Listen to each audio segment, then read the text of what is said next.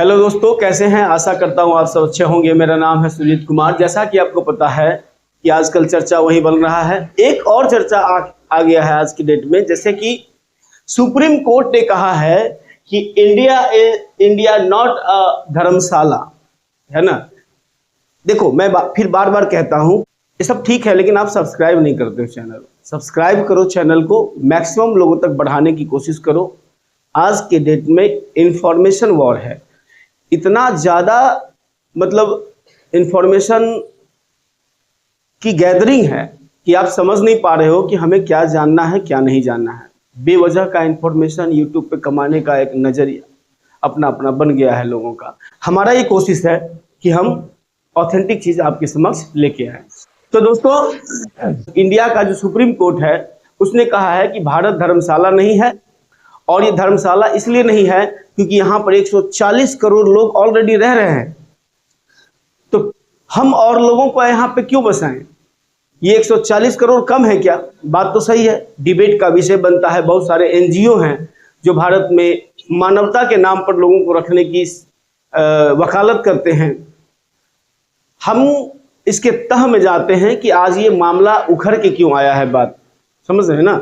तो बारी बारी से हम लोग जानने का प्रयास करते हैं। देखो, पक्ष तो यह है कि इंडिया एक ह्यूमन राइट को प्रोटेक्ट करने वाला डेमोक्रेटिक कंट्री है, इसलिए भारत को रिफ्यूजी को यानी मानवता के नाम पर यहाँ रहने देना चाहिए। विपक्ष ये कहता है कि भारत में सिक्योरिटी का मामला आ जाएगा। भारत में ऑलरेडी 140 करोड़ जनसंख्या है। दूसरी बात कि भारत में रिसोर्सेज लिमिटेड है ना, इतने सारे लोगों को अगर हम ले आएंगे भारत में तो समस्या बनेगा कि फिर उसको फिर खिलाएंगे कहाँ, रखेंगे कहाँ? इतने सारे लोग हैं, ऑलरेडी जमीन कम होती जा रही है, पर व्यक्ति जो जमीन है, रकबा है, वो ऑलरेडी कम होता जा रहा है। इतने सारे लोग को हम भारत में रख के बेरोजगारी की समस्या उत्पन्न होगी, सिक्योरिटी का मामला आएगी, वो लोग इलीगल एक्टिविटी में शामिल होंगे, फिर इन लोगों को हैंडल करने की समस्या पैदा हो जाएगी। ऐसे में जरूरी ये बात का हो जाता है कि हम क्या करें। इसी के संदर्भ में सुप्रीम कोर्ट ने बड़ा अच्छा एक लाइन एक दलील खींच दिया है कि भारत धर्मशाला नहीं है। हम लोग जानते हैं कि इसका बैकग्राउंड क्या है, ये केस क्यों उखड़ के आया है। बैकग्राउंड ये है कि तमिल जो मूल के लोग हैं, जो श्रीलंकाई तमिल हैं, वो शुभांकर 2015 में भारत में उसको गिरफ्तार किया गया। 2015 में भारत में उसको गिरफ्तार किया गया। श्रीलंका से आया था, वो तमिल मूल का है, ठीक है। और UAPA अनलॉफुल प्रिवेंशन एक्टिविटी के तहत जो है उसको 2018 में उस पर ये UAPA लागू किया गया। UAPA का मतलब इसलिए लागू किया गया इसको क्योंकि इसका आरोप है इस पर कि उसने लिटे यानी liberation tiger of Tamil Eelam से इसका संबंध है। लिटे जो है एक आतंकवादी संगठन है, इसको टेररिस्ट ऑर्गेनाइजेशन डिक्लेयर किया गया हुआ है, ठीक है। भारत में भी इस चीज को डिक्लेयर किया हुआ है कि ये संगठन जो है वो आतंकवादी संगठन है, और इससे इसका संबंध था किसका? शुभांकर का। इसलिए इसको गिरफ्तार किया गया, UAPA का एक्ट लगाया गया इसके ऊपर। 10 वर्ष का इसको जेल की सजा दी गई थी, और बाद में मद्रास हाईकोर्ट ने इसको 7 वर्ष के जेल की सजा में कन्वर्ट कर दिया, यानी कि सजा कुछ कम कर दिया गया। और साथ साथ ये भी कहा था कि इसकी सजा पूरी हो जाने पर इन्हें जो है इनके देश या श्रीलंका भेज दिया जाए। इसको लेकर मामला यहाँ पे उखड़ के आया।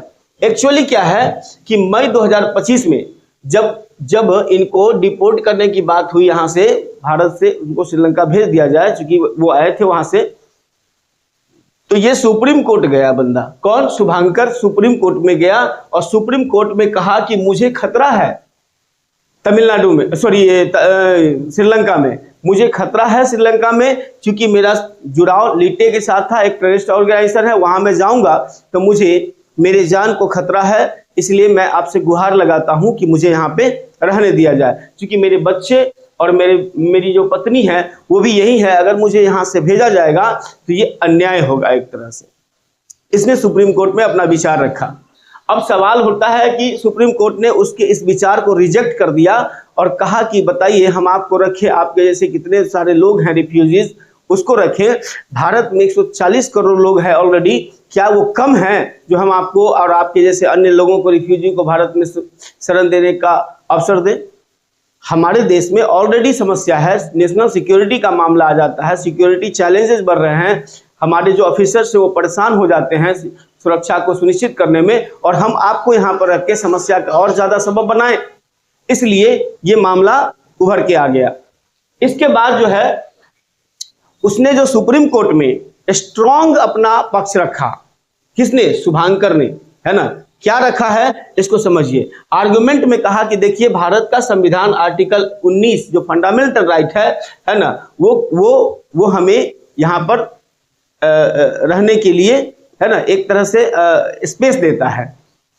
कोर्ट ने कहा कि देखो, only Indian citizen has fundamental right to rise and settle anywhere in India. जो भारत के सिटीजन हैं, जो भारत के नागरिक हैं, है ना, सिर्फ उसके लिए ये लागू होता है कि यहाँ पे जो मौलिक अधिकार है, फंडामेंटल राइट है, उसके प्रैक्टिसेस को वो फॉलो करे, उसको उस पर वो उसका लाभ उठाए। अन्य देश के नागरिक के लिए थोड़ी ना है ना। अन्य देश के नागरिक जो है उसके लिए आर्टिकल 19 लागू नहीं होता है। Only Indian citizen have fundamental right to rise and settle anywhere in India. सिर्फ भारत के नागरिक ही फंडामेंटल राइट का प्रैक्टिस कर सकता है, फंडामेंटल राइट का लाभ उठा सकता है भारत में किसी भी जगह पर, सिर्फ भारत के नागरिक। दूसरा आर्गुमेंट कहता है कि देखिए राइट टू लाइफ का मामला है, मेरे जान को खतरा है। आर्टिकल 21 जो संविधान भारत का है वो राइट टू लाइफ यानी जीवन जीने की आजादी देता है।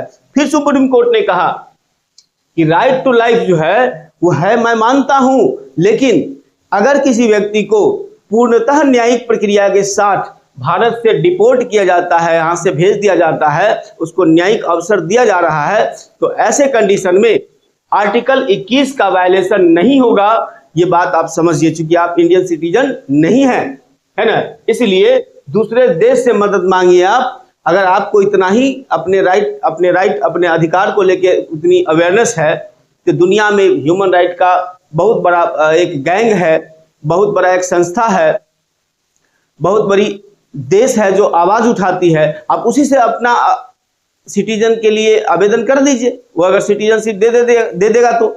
लेकिन भारत में आपको एक न्यायिक प्रक्रिया पूरी की गई है, 7 साल की जेल था, आपको 7 साल जेल पूरा हुआ और आपको यहां से जाने की बात की जा रही है। अगर ये पूरी प्रक्रिया के बाद आपको भेजा जा रहा है तो वो आर्टिकल 21 भारतीय संविधान का मौलिक अधिकार राइट टू लाइफ का वायलेशन नहीं होगा, ये सुप्रीम कोर्ट ने कह दिया। अब सवाल उठता है कि देखिए भारत में रिफ्यूजी के लेके क्या कानून है ना। क्या यूनाइटेड नेशन का जो रिफ्यूजी कन्वेंशन है 1951 भारत ने सिग्नेचर किया है, उस पर साइन किया है? तो बिल्कुल जवाब है नहीं। बहुत सारे लोग एक्टिविस्ट जो है वो इसी को लेके कहते हैं कि भारत में एक मानवता के आधार पर लोगों को अवसर दिया जाना चाहिए। काहे दे भाई यार, तुम कौन होते हो इस चीज के लिए? भारत में कम है क्या लोग? भारत ने रिफ्यूजी कन्वेंशन यूनाइटेड नेशन का सिग्नेचर नहीं किया है, पहले आप जाके पता कीजिए। ऑलरेडी है, India is not a signatory to the 1951 UN refugee convention, है ना, नॉर टू इट्स 1967 प्रोटोकॉल, और ना ही इसने भारत ने यूनाइटेड नेशन का रिफ्यूजी कन्वेंशन को साइन किया है, और न ही 1967 का 1967 का प्रोटोकॉल को ये लागू किया है भारत में। तो फिर हम आपको कैसे रहने दें? आप इस कोई राइट नहीं बनता है कि आप हम पर दबाव बनाइए।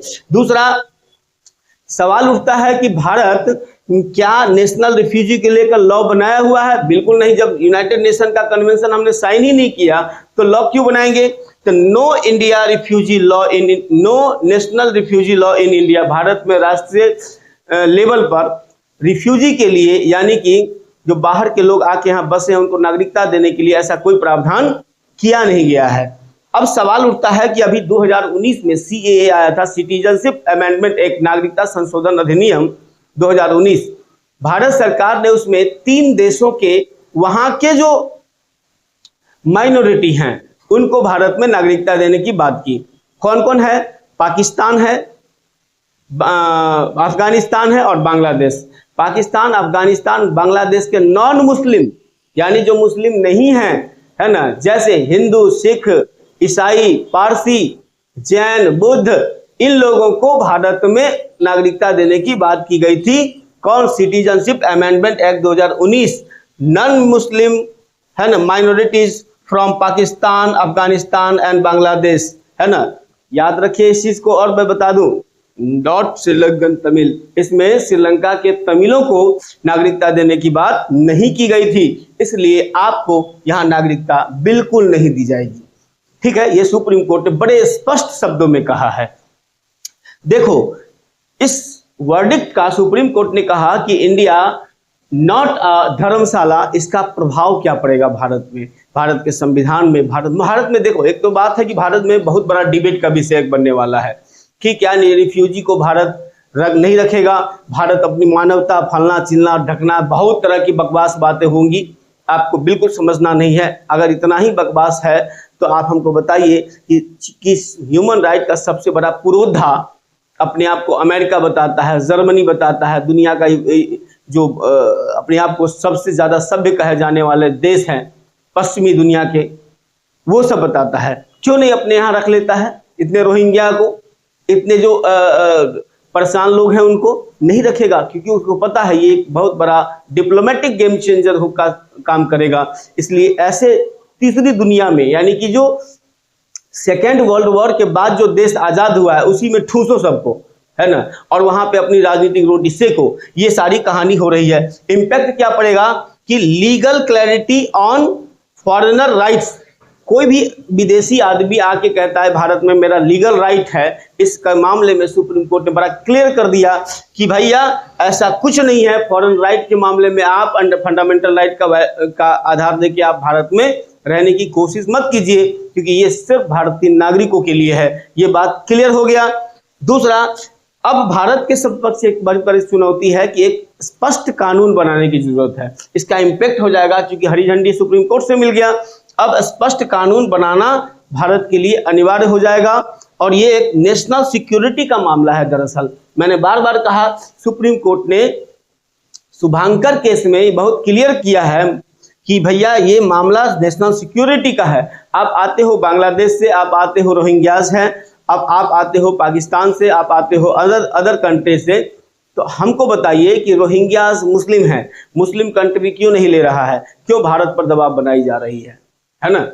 मुस्लिम कंट्री भी तो उसको ले सकता है, नहीं ले रहे हो। अब किस मकसद से आ रहे हो, क्या कर रहे हो, नहीं कर रहे हो? अभी ऑपरेशन फेस वॉश चल रहा है ना? पाकिस्तान में बांग्लादेश के लोग भारत में क्या बोलते हैं, ट्रांसजेंडर का रूप धारण करके पैसे मांग रहे हैं लोगों से और फिर बांग्लादेश दे रहे हैं।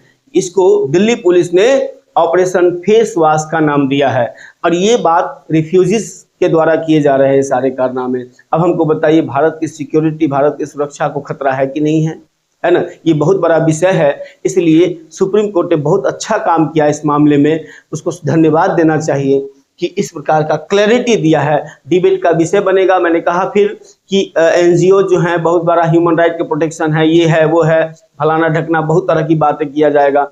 हमको सीधा सा जानना है, सुप्रीम कोर्ट ने भी कहा है और खुद समझने की जरूरत है, भारत ऑलरेडी जनसंख्या के दबाव से ग्रसित है। क्या ऐसे में दुनिया के तमाम लोगों को भारत अपने यहाँ रखने का ठेका लिया है क्या? अगर नहीं लिया है तो फिर हम पर इतना दबाव क्यों, और भारत ये दबाव सहे क्यों सहे? भारत के पास रिसोर्स जो है वो भारतीयों के लिए है, न कि दूसरे के लिए है ना? इसलिए इन सब टॉपिकों पर फिर मैं बार बार कहूंगा कि आप ऑथेंटिक चीज़ों को जानने की कोशिश कीजिए, नॉन पॉलिटिकल विचार को जानने की कोशिश कीजिए। इसलिए ज़रूरी है कि आप मेरे इस चैनल को सब्सक्राइब कीजिए, आगे बढ़ाइए, मैक्सिमम लोगों तक पहुंचाइए, ताकि आपको एग्जैक्ट चीज़ें, संवैधानिक व्यवस्था के तहत संचालित होने वाली जो संस्थाएं हैं, जो उनकी व्यवस्था है, उसको आप जानने की कोशिश कीजिए, न कि राजनीतिक फचरे में पड़िए, है ना? बहुत सारे चैनल है राजनीतिक प्रोपेगेंडा चलाते हैं, आपको उससे बचना है और एकदम ऑथेंटिक चीज़ों पर काम करना है। फिर नेक्स्ट टॉपिक कोई ऐसा मुद्दा देखते हैं जो आपके लिए जरूरी है, फिर मैं वीडियो बनाऊंगा। Thank you.